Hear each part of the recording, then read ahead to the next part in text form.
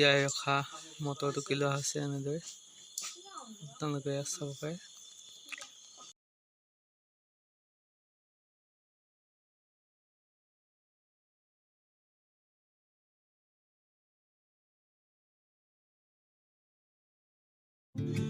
আৰু এনেদৰে আলু কাটি লোৱা হৈছে 3টামান সৰু চাইজৰ অলপ।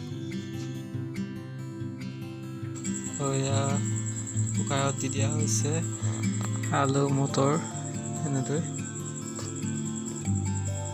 দেখা পাইছে আপোনালোকে। আৰু এনেদৰে ৰুটি বেলি লোৱা হৈছে।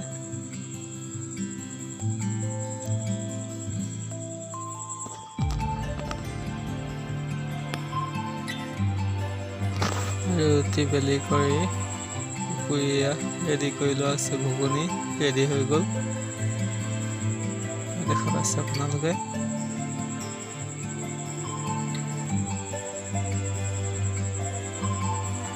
আৰু আমাৰ ঘুগুনি ৰুটি ৰেডি।